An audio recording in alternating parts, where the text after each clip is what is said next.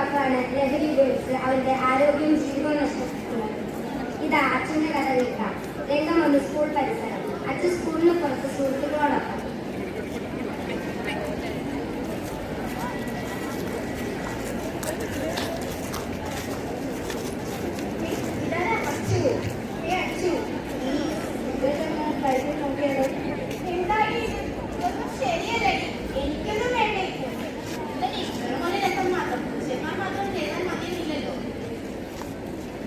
രംഗം 2. ചില ആഴ്ചകൾ കഴിഞ്ഞ് തുടക്കത്തിൽ വെറും പരീക്ഷണം, പക്ഷെ അത് പതിവായി മാറുന്നു.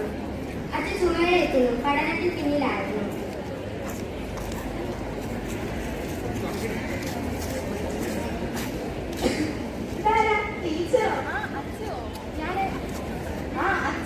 ഞാൻ എല്ലാ കാര്യങ്ങളും പറയുന്നത് നീ ലഹരി പദാർത്ഥങ്ങൾ ഉപയോഗിക്കുന്നുണ്ടല്ലേ?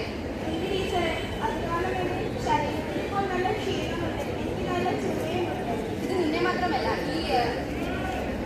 ഈ സമൂഹത്തെ നശിപ്പിക്കുന്നു. രംഗം 3. ആശുപത്രി. ഡോക്ടർ അച്ഛനെ പരിശോധിക്കുന്നു.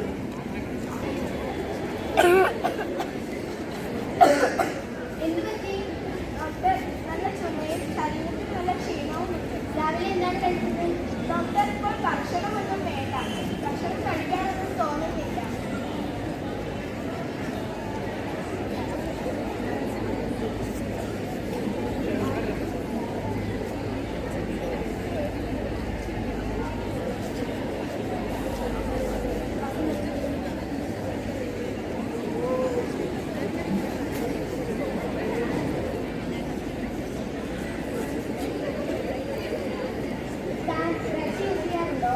ഡോക്ടർ, ടുബാക്കോ മൂലം വായുവും ശ്വാസകോശത്തിനും പ്രശ്നമുണ്ട്. ഇനി ഉപേക്ഷിച്ചില്ലെങ്കിൽ അപകടം.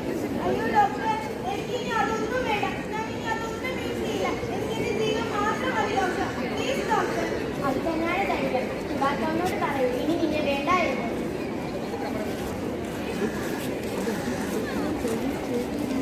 രംഗം 4. ബോധവൽക്കരണം. അച്ഛൻ സ്കൂളിൽ പ്രചാരണ പരിപാടി നടത്തിയോ?